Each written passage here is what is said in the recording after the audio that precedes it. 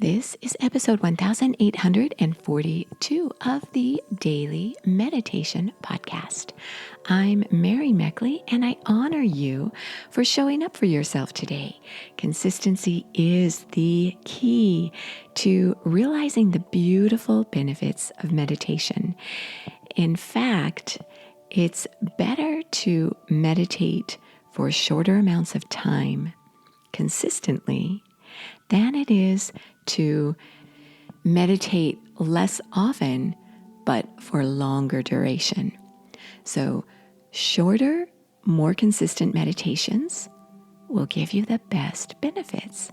And it has to do with rewiring or creating new neural pathways in your brain.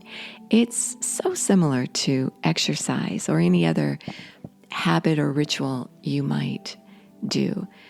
If you were to do a high endurance workout once a week, it wouldn't benefit you as much as doing a lower impact, shorter workout several times a week. So meditation impacts your brain in a similar way as exercise works out your muscles.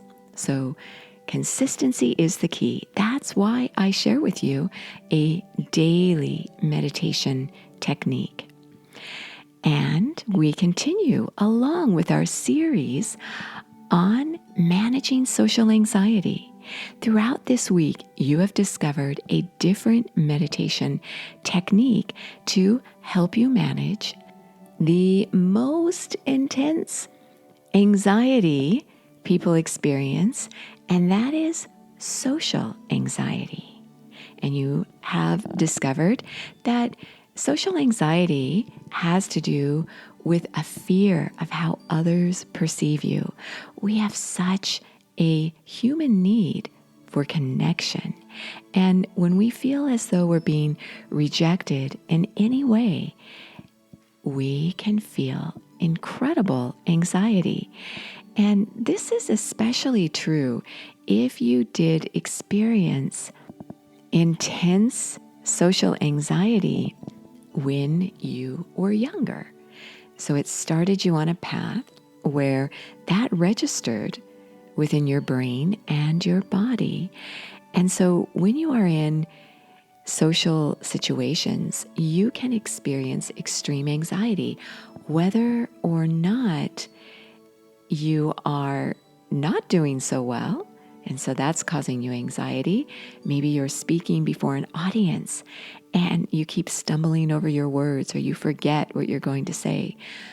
Or you're performing exceptionally well.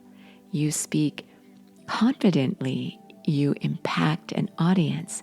You can still experience social anxiety because you may worry about showing others up. You may worry about performing so well that others become resentful towards you.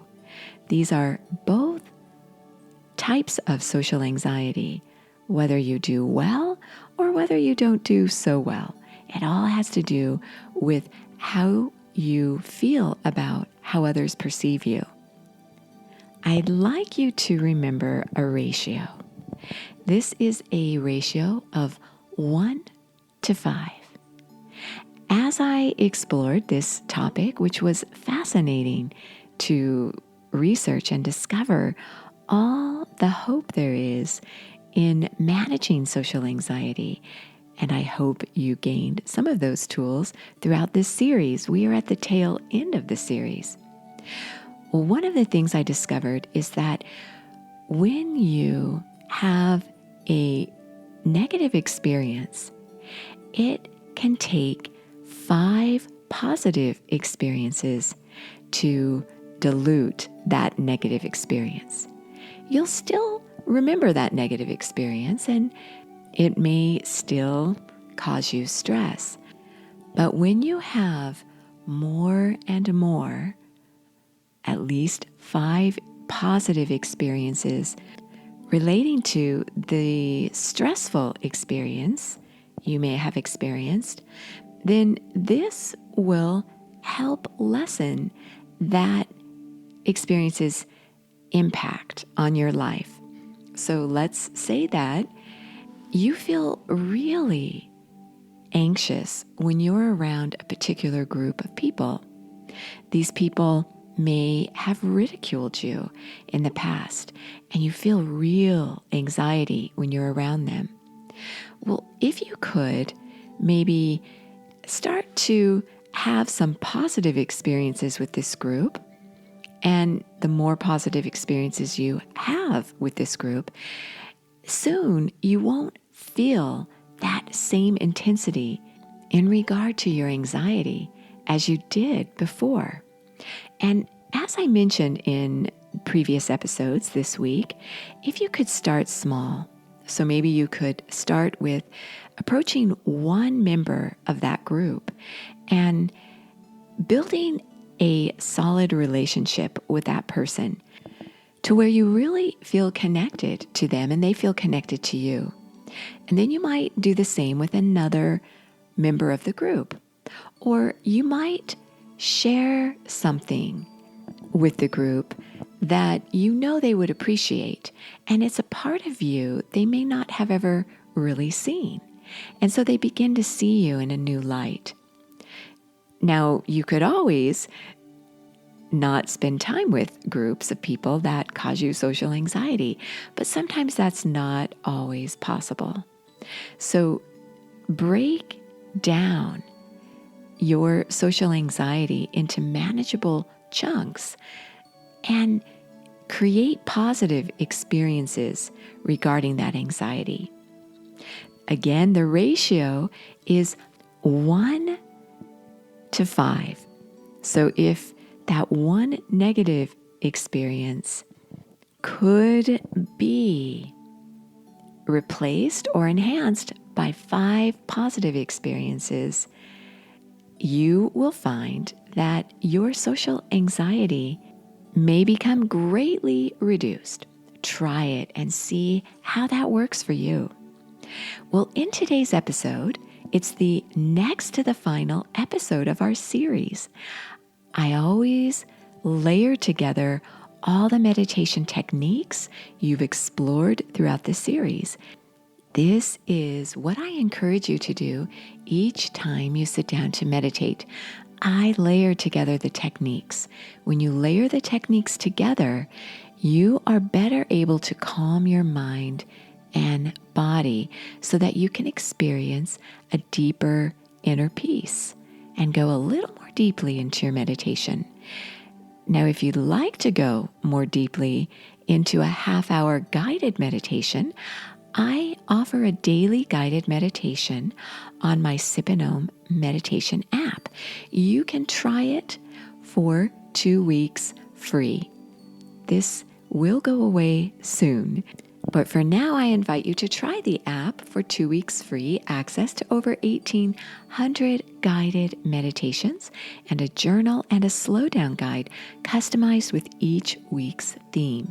Those are very valuable tools. So I'm told by people who regularly use the app. So again, the Sip and Om meditation app to go a little more deeply into this week's theme.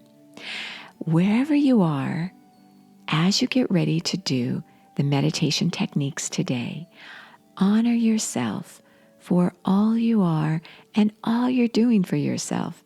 It's not easy to create a ritual like meditation.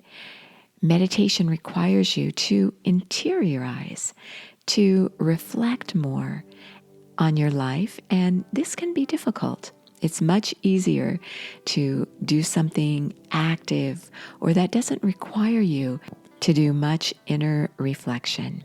But this doesn't really help you to improve the kind of life you lead or the kind of person you are. So you are doing a great thing for yourself as you meditate. So settle yourself down and begin to calm your mind and body. You can begin with repeating this week's affirmation. Life's harmonies are mine. Life's harmonies are mine. Life's harmonies are mine. You could do this week's Kesapana Mudra, which helps you to focus your thoughts and uplift your thoughts.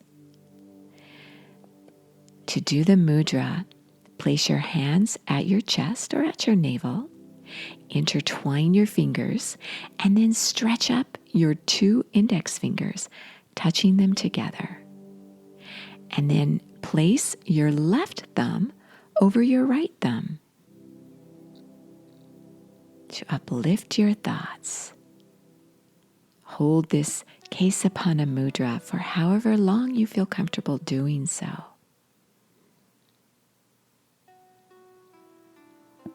Begin to notice your breath, inhaling and exhaling through your nose.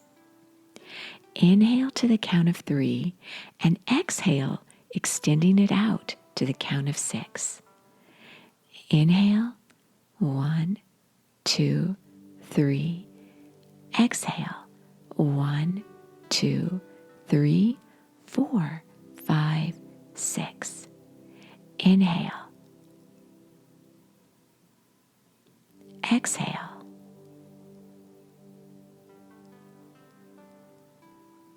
Inhale. Exhale. You can continue with your breathing technique, especially if your mind wanders when you meditate. Bring it back to your breath to refocus your thoughts. For now, sit in stillness. You could visualize your first chakra at your tailbone, where you are seated there, and visualize the color red supporting you with its strength. Feel yourself grounded, connected to your true inner nature, those qualities about you that are eternal. You are so worth slowing down for.